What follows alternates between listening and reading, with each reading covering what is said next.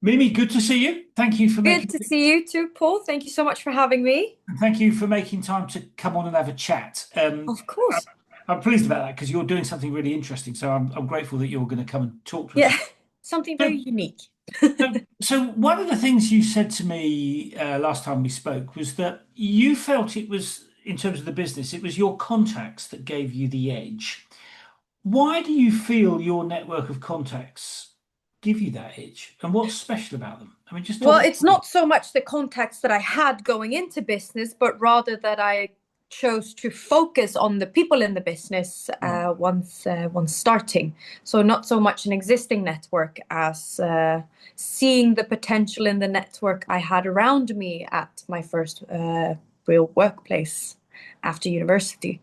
I realized that well, the work many of the banks offer the same products. It's the same type of funds and they use the same methods and they all try to follow the same ESG policies. But what was unique for each of the banks were the people behind it and how they interacted with their clients. And I was very, very fortunate to end up with a mentor such as Ivo. And he eventually introduced me to Patrick, who was a long-term friend of his and who was, in my opinion, quite unique to the industry, both of them. It was a little bit challenging being young and wanting to do things a certain way in a very, let's say, less evolved industry. The finance business is quite it can be really challenging for young people to try and make a career out of it. And I felt like both Patrick and Ivo had a very unique and forward-thinking perspective on it. So that it was more the network that I created once I started working rather than a network I had before. Okay. So tell us about your proposition then. I mean, just give us a flavor of what it is that you do for people. So what is it that we do? Yes. Well, we have to keep it very brief. We have fixed income hedge funds, and that is unique in itself to start off with. Most hedge funds focus on something a little bit sexier than fixed income. But to me, fixed income was more of a natural way to go because, well, most people get into stocks because that is the Yeah. sexy part, being a stockbroker. That's what everybody dreams of. Every young person seeking to make their way in the finance industry wants to become a stockbroker because that is the hot new thing. But nobody looks at the fixed income side. It's a lot more slower moving. There's a lot more layers to it, and it's a little bit more, in my opinion, complex. And what surprised me when I started working was how little people knew about it. Even speaking to private bankers that had 10, 20, 30 years within the industry, they had no idea in depth what fixed income was. And So, let me ask you that question because I bet yeah, there's a bunch of people that are watching this that won't know what fixed income is either. So just no. for the people that are watching, just very briefly, what is fixed income? What do you mean when you say that? Well, there, like I said, there's many layers to it and it's a little bit more complex. But to make it very, very simple, companies emit bonds, and these bonds aren't always that easy to get a hold of. The secondary market is very big in the Nordics. Well, nothing is that big in the Nordics, but the It's a big secondary market market. is a lot bigger than the primary market. And the over-the-counter trading is like where it all happens, so to speak, especially on the high yield side, which is to simplify it again, it's either investment grade or it's high yield. And Patrick and Ivo, their specialty, they are we called the secondary like bonds market in Scandinavia the duck pond, and they are the kings of the duck pond. They have been operating 30, 40 and 45 years respectively in it, and they have a lot of in-depth knowledge about it. So that was our edge, and that was how I got into it. And so basically, what it is, it's a company bond that's traded on the secondary market over the counter, basically. Okay. And how are you hedging with them as a Well, what we do is because our main idea, like I said, fixed income is not the sexy part where the stocks go up 20% in a day. That doesn't really happen in the bonds market. So what we do, our entire edge is to keep your money safe. We want to hedge the downside, and we do that using futures and options. So we don't emit them, but we do trade them to be able to cut potential future downsides that we see. Okay. And what was it that set you on this path? I mean, it's an odd career choice. It's a very odd career choice, especially for a 26-year-old woman. I'm very, very well aware of that. No, I felt I'd only been working at for about 8 months after my graduation, when I felt like it was very, very challenging to do a good job. I felt like at the larger banks, the focus was not the client and the yield, but rather how to stay within the frame created by the company, because it Right. was a very large, in the large corporations, I felt like you looked more within the company and company politics and company regulations and investment committees, etc., etc. And everything was moving very slow, and you were very, very regulated in a way that cut into the yield that and eventually the service to the client. And that just did not sit right with me at all, coming into the industry. For me, I thought it like asset managers we're in the service industry just like everyone else. We're there to serve the clients, and I felt like that focus was very Right.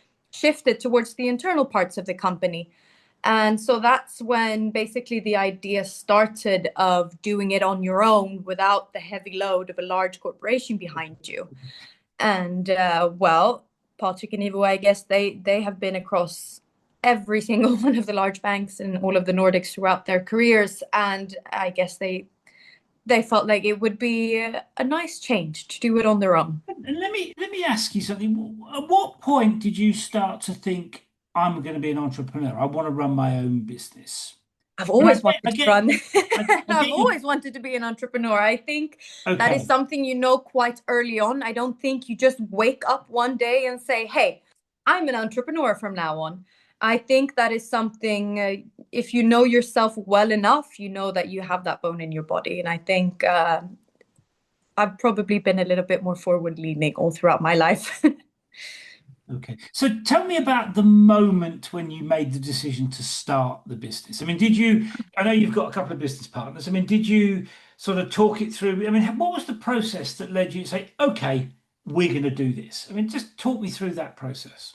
Well, it took a little bit of convincing, because I like I said, this idea started quite early on for me in my career, because I felt it was quite challenging to do a good job and to learn and to gain the experience you needed, because there is a very clear hierarchy in these large corporations, and you're not supposed to do certain things in your first year, and you have to do at least 3 years before you're able to learn this and this.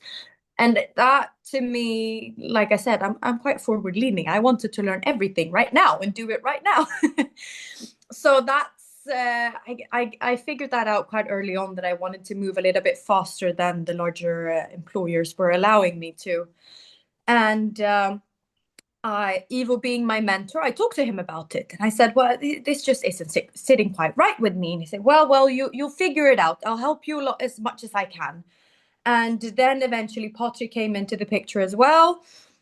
And I kept talking to him about it, like, oh my God, I feel like there's so much more to this than just sitting behind the desk all day and going to meetings and talking about sitting at the desk. There's so much more to this. And they said, yeah, yeah, yeah, whatever. Okay, sure, sure, sure. I'm young and naive. All right. And they said, well, if you want to plan this and dig deeper into it, go right ahead.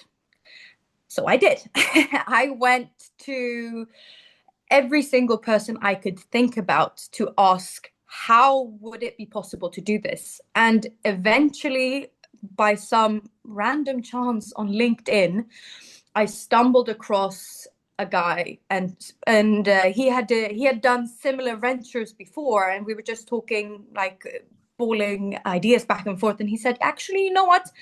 I know a guy. I know a guy. I'm going to introduce you to him. I think you guys could be quite like-minded." And that ended up being Peter Dahlgren, who is now the main shareholder in my company.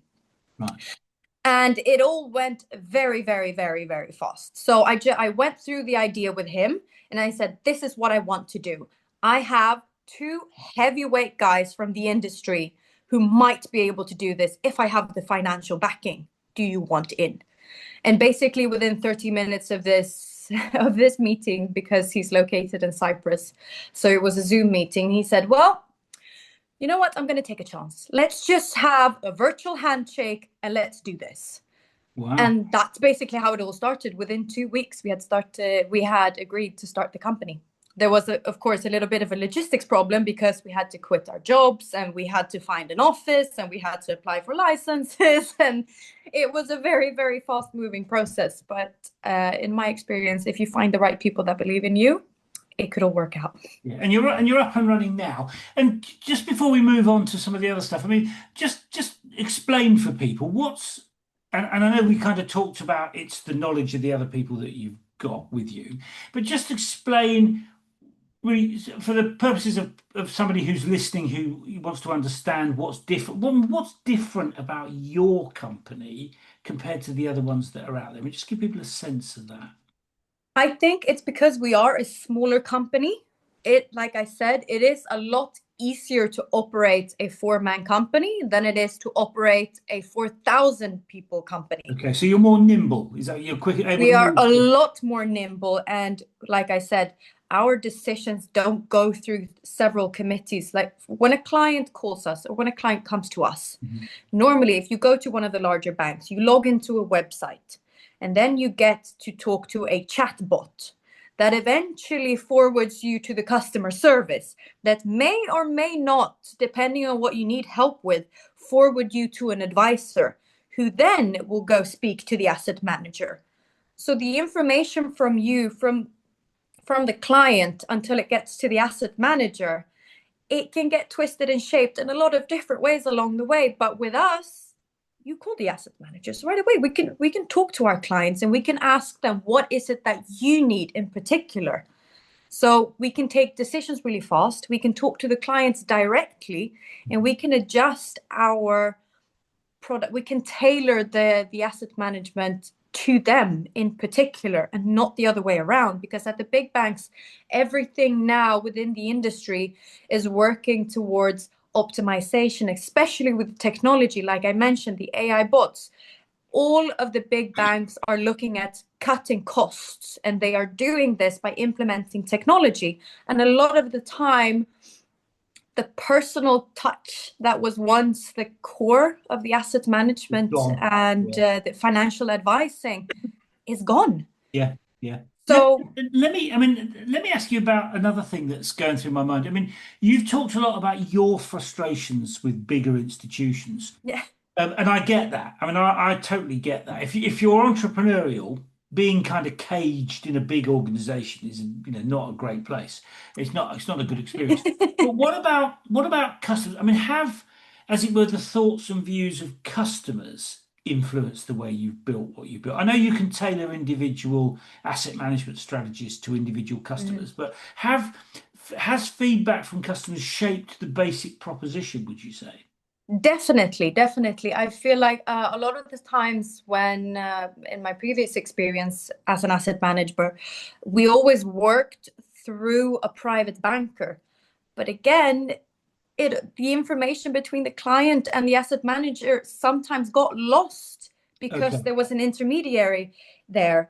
And that was a little bit frustrating because they had said something to the private banker who interpreted a certain way and then told the asset manager something else. And then again, there was a mismatch between what the client actually needed and what was eventually done So you're, with if you like, basically, cutting out the middleman to relate yes, directly to the cut customer, out which is you all the get better middlemen feedback. Yeah. to create a product that is actually what people need and want, not because we want to optimize it by having them being categorized by an AI bot through an algorithm, but because we actually can talk to them and we have the experience to know, okay, from what you're telling me and your situation, this is what we're going to do for you because this is the best solution for you.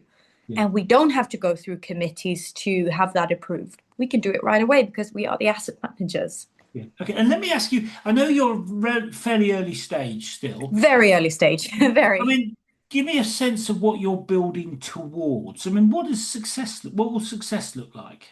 Success for us, and like I mentioned, we are working together with Peter Dahlgren. He has his own company, and they also do funds.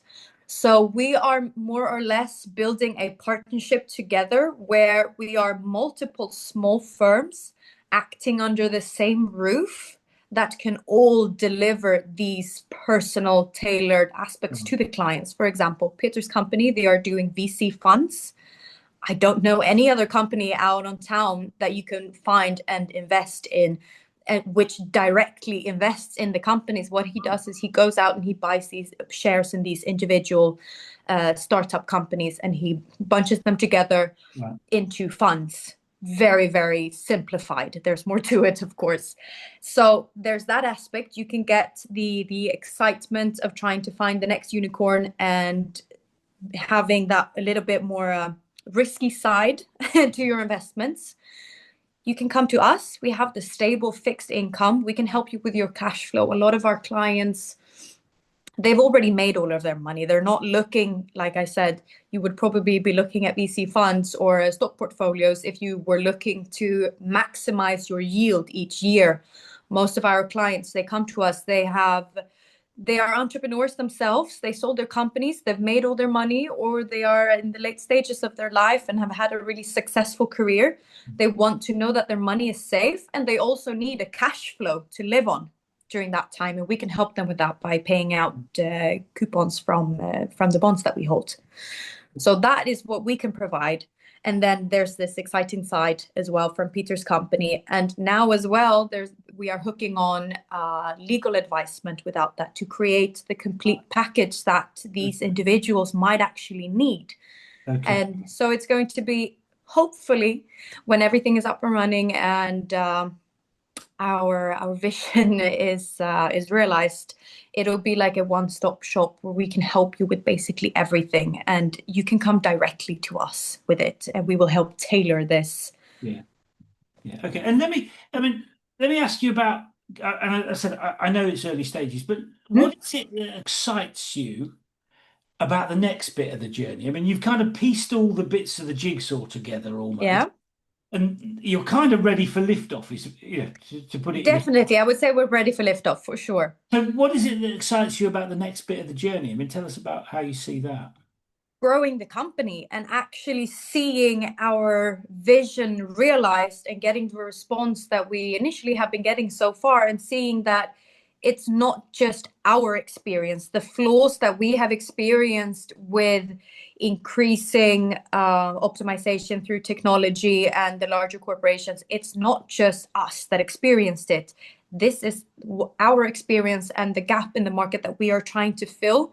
There is actually huge demand for it, and that is what we're seeing now in these early stages, and that is really, really exciting. And do you know what's driving that demand? I mean, why is that? I mean, that's a very interesting point. What is it that's driving that demand? I mean, what's behind that? Why is there such a lot of demand? We're human beings, we seek human contact, and I think it's just quite natural. And especially, it's a very, very big responsibility. Something you have to be very humble towards is you are handling other people's life work, their life fortunes, hopefully what they're going to leave to their children. They want to hold somebody accountable for that.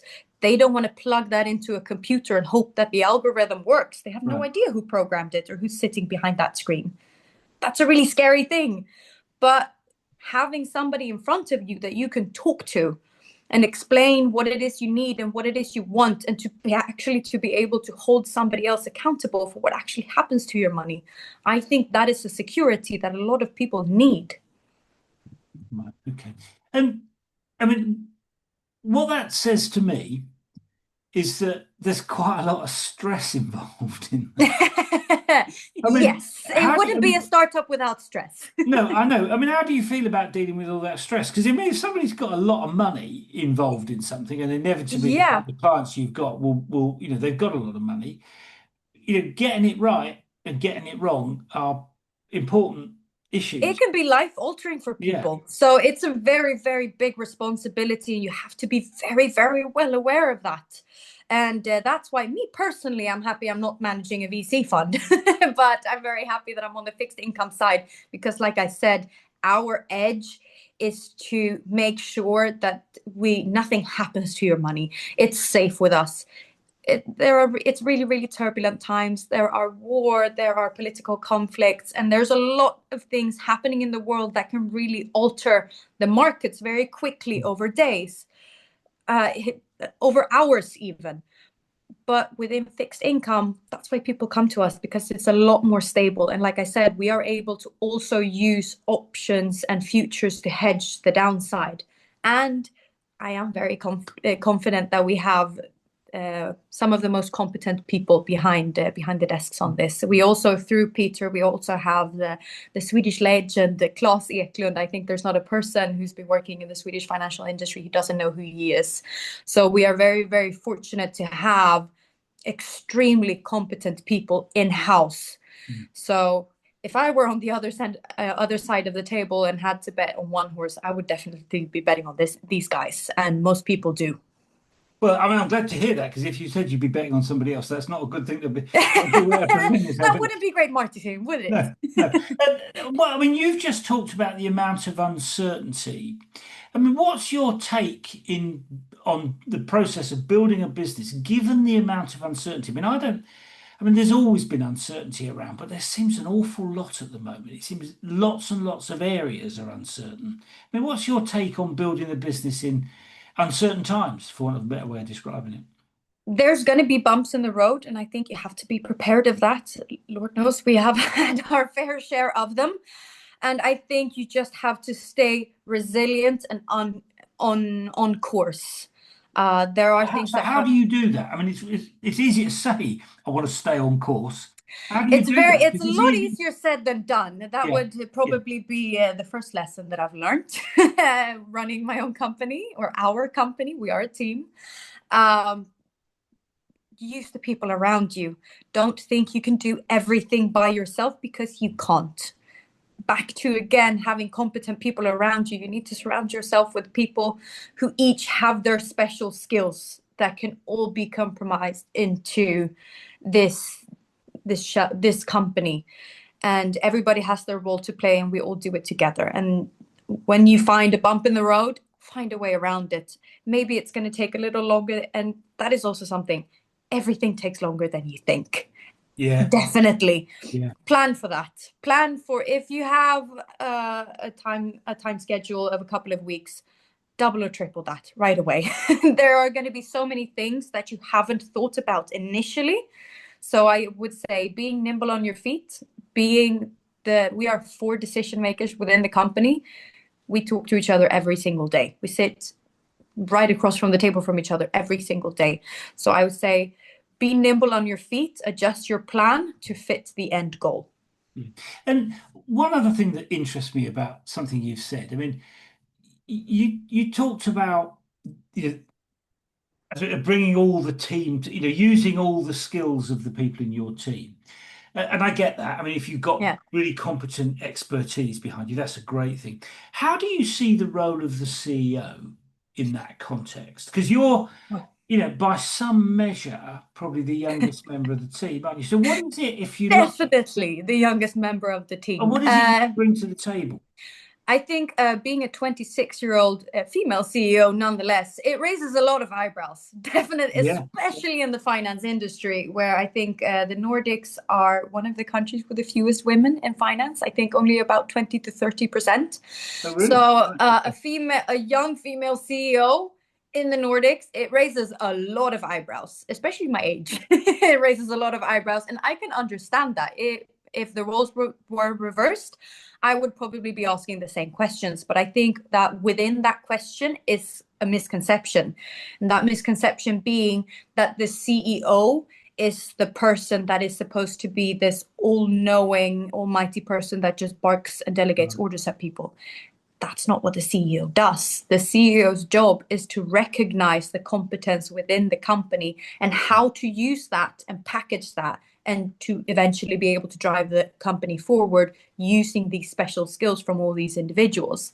And that is my role So within the what you're company. sort of saying is that building a business is as much about team building as anything else. Definitely. Like I said, nobody can do Mm. everything by themselves. Yeah. And the CEO's job is basically to be the spider in the web and connect all these competent people and see how can we build products out of this and how do we create like a package deal out of Yeah. all these Yeah. unique competences that we have. Yeah. And to what extent would you say your personal values have kind of shaped the way you think about building the business? What is it that about what are the things that are important to you that you've brought to bear on shaping the way the business is moving forward? Fair play, I think, is something that I wish I would see a little bit more in And the what do industry. you mean by fair play? Because that could mean lots of things. What do you mean exactly? What I mean is, for me, a good deal is when both parties walk away from the negotiating table as winners, not just one being the winner on the cost of the other. And I think that mentality is that runs through the entire finance industry. You have to elbow your way ahead, and it doesn't matter who gets hurt in the process or what happens to the people along the way, as long as you come out on top. And for me, I think also that is what eventually bites you in the ass in the industry. If you just elbow your way ahead, nobody's going to want to work with you. Nobody's going to want to do business with you. How are you supposed to operate, especially in Scandinavia and especially in Stockholm? It's not that big. Hmm. If you elbow your way ahead and you do really, really bad business and screw people over, it's going to be really difficult to stay there. But you are, I'm just given what you've said, you are swimming against the tide though, aren't you? Definitely, definitely. And well, I think what in a world that's been really fast evolving through technology, I think we still need this personal edge. And like I said, we are seeing that from the demand that there is a lot of people that actually still want what we are offering. And I think that is probably the best receipt you can have. Yeah. And have you made, I mean, you haven't been at it very long. Have you No, made it, not very long at all. have you made many mistakes so far? Definitely. I make mistakes every single day. I think everybody does. Just make sure that you learn from them and that it doesn't harm the company or your clients or anyone else in your team. We're all here to learn, and I think that's really important to stay humble to. Like again, nobody can do everything. Nobody knows everything. Get help from the people around you, and when you don't know something, be very open and upfront about it. And instead of like what I kept seeing within salespeople, especially within the finance industry, if you didn't know something, you just made something else up to Yeah, cover I've up seen for that. that I've seen that happen. Yeah. all the time. And for me, I cannot understand that because that is something that I think needs to change a little bit in the industry. Be very open about what you don't know. Be secure in what you do know, but at the same time, be extremely humble for the things that you do not know. Mm. Open up the possibility of finding new solutions to problems that you have not yet Mm. tackled. But don't sit there and claim that you know everything because it just ends up being a mess for everyone Yeah, involved. I think that's actually a really good point. It's about knowing what you know, isn't it? And not pretending you know other stuff. I think that's a very well made point. Let me just take you back to something you said a second ago. I mean, you said that you make lots of mistakes. Definitely. Um, I mean, every entrepreneur I've met says that, and me included. Yeah. Why? Why do I mean, one of the things I like about entrepreneurs is that they're very open about it. They make mistakes and they're very quick to identify they've made a mistake and they're very quick to rectify it, generally speaking. Because if you don't fix it, you get even bigger problems. So entrepreneurs, and that's one of the things I like about the business sector, is people are much more open about mistakes and then fixing them quicker. Why do you think entrepreneurs make so many mistakes? I mean, let's just take one step back. Why do you make so many mistakes?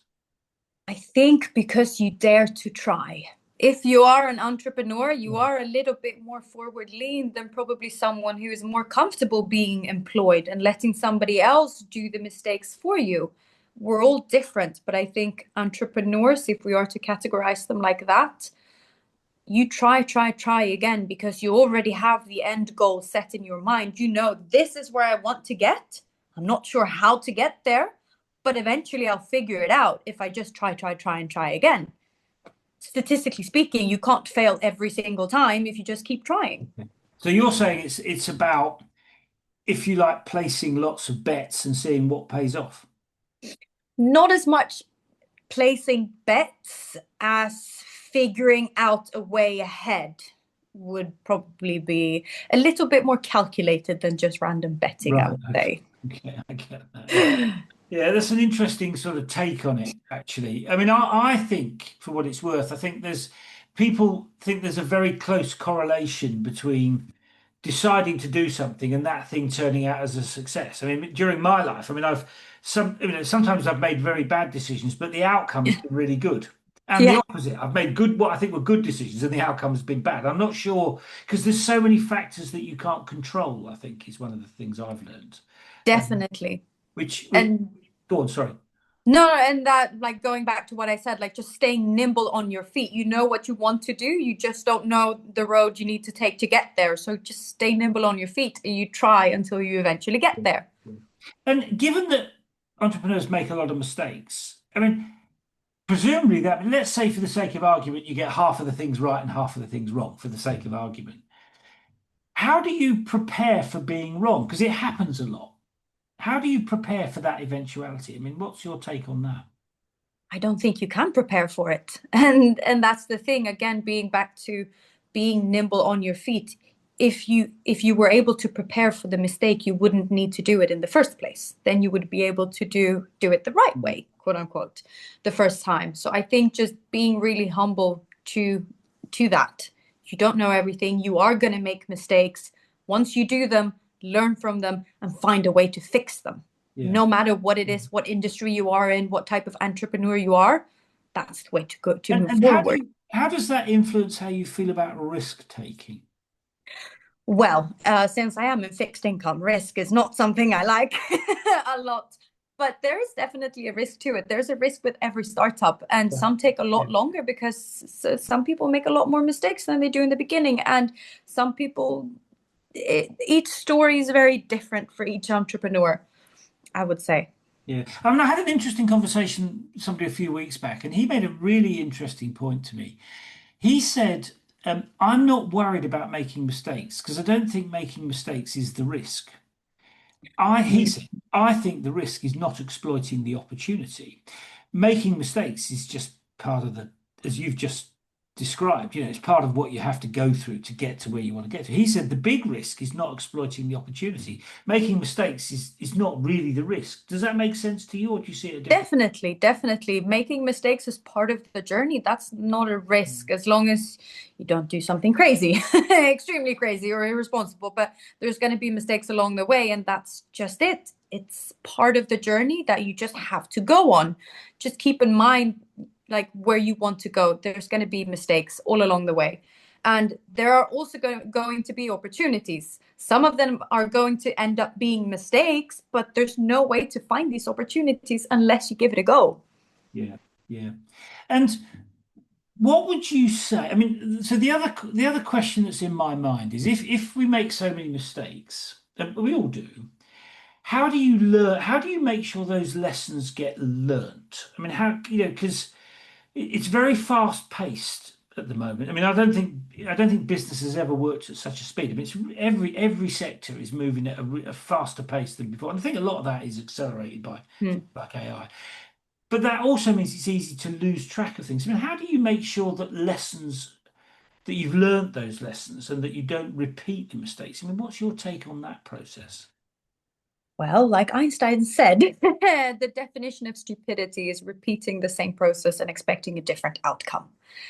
Just don't repeat the same mistake. Just look at what happened the first time, analyze what went wrong and why. How can I do it differently? Still, again, you need to be very aware of where you want to go. Keep on track. Where is the end goal? You may stray from it along the way, but you need to be able to always find your way back and keep that end goal in mind. Yeah. Okay. And I think analyzing your mistakes and looking back a little bit more objectively, and again, work as a team, use people around you, Yeah. talk about what happened, what went wrong, and why, and how do we prevent it? And just lay down the foundation. Each time it happens, just go through it. What happened and how can I prevent it again? So And it's then really about keep having a going. culture where you can talk to each other.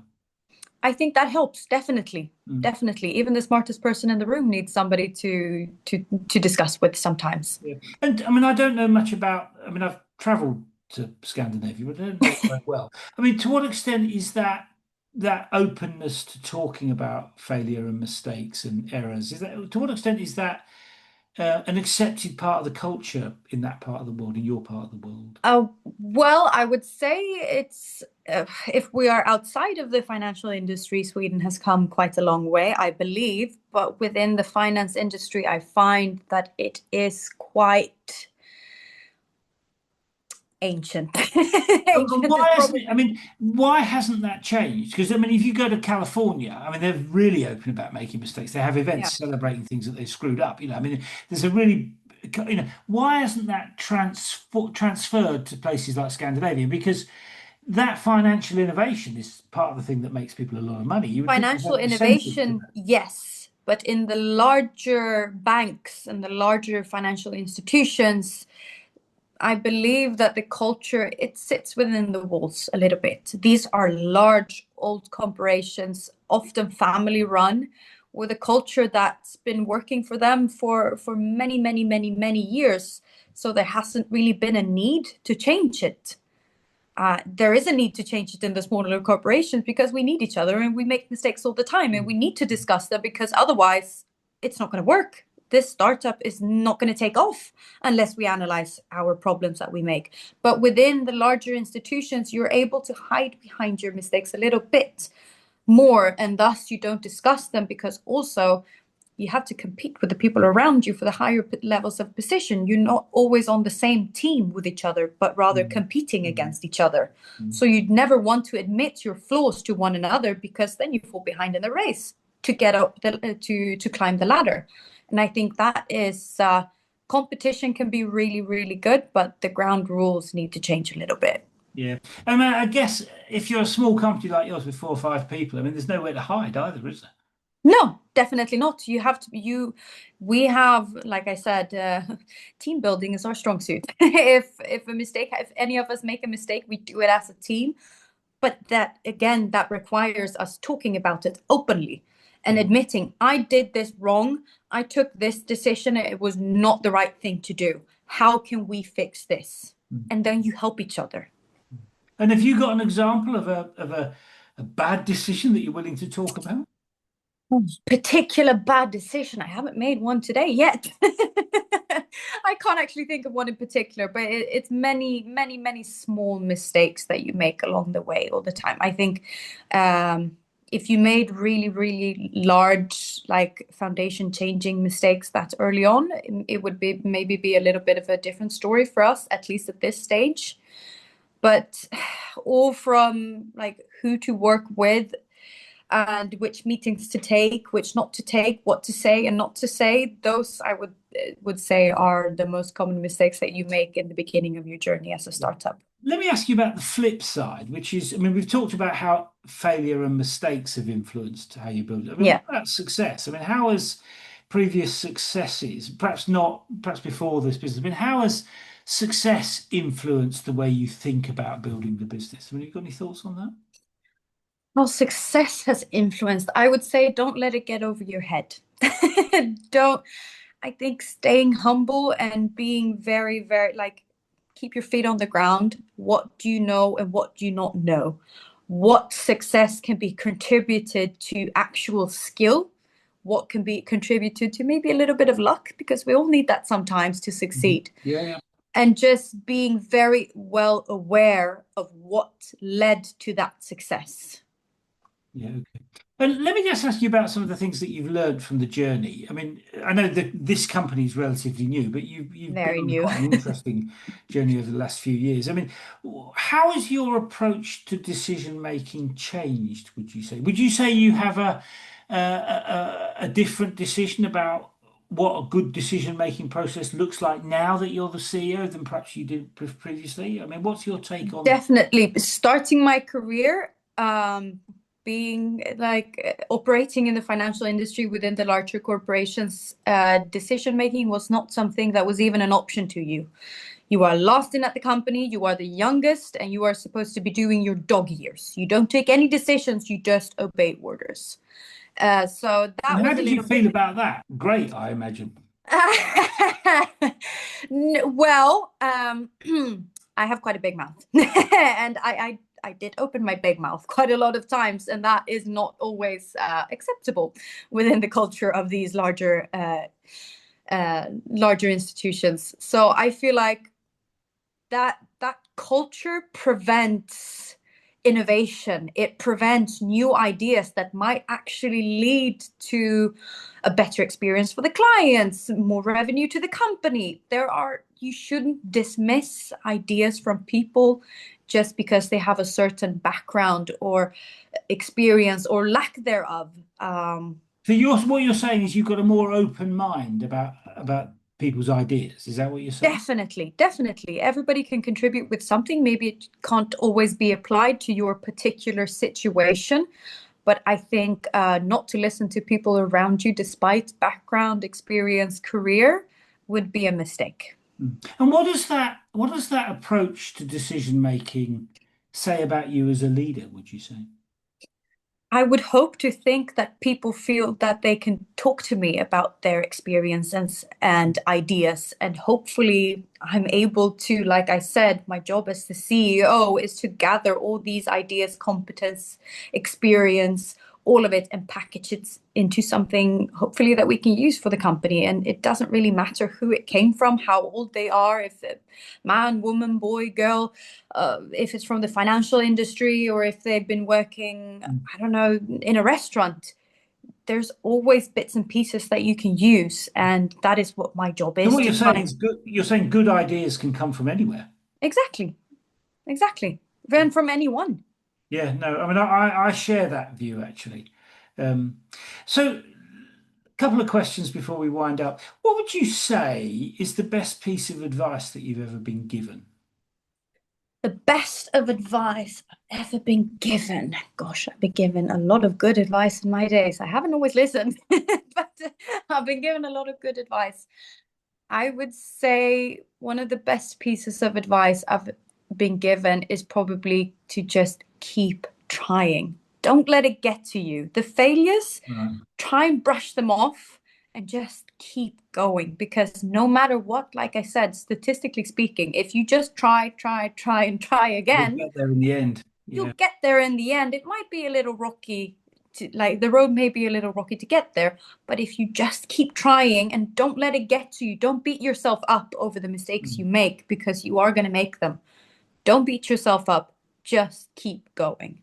And let me That, ask you about something that you just said a second ago. You said you've been given good advice and sometimes you've ignored it. yeah, Why? I mean, I've done the same thing. I've ignored some very good advice in the past yeah. and only realized it was good advice in hindsight. And I sometimes wonder why I did that. I mean, why, if you've been given great advice, why have you ignored it? I mean, just Because I think you are a little bit naive. You probably have to hear this good advice and realize for yourself that, oh shoot, I should have listened. My God, he or she was right. mm, And I think that's a tough lesson to learn. yeah, But once you learn it, I think you become a lot more humble to listening to people around you. yeah. And if you were starting again, and I know it's not that long since you started, but if you were starting again, is there anything you'd do differently, perhaps? And something I would do differently. Well, actually, no.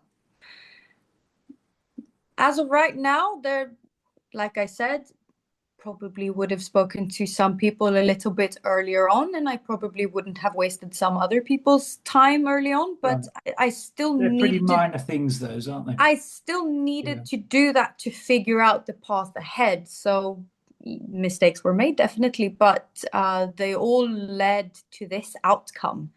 So no, I wouldn't have it And any other way. presumably you're pretty happy with the outcome. I'm very happy with the outcome. Very, very happy with the outcome.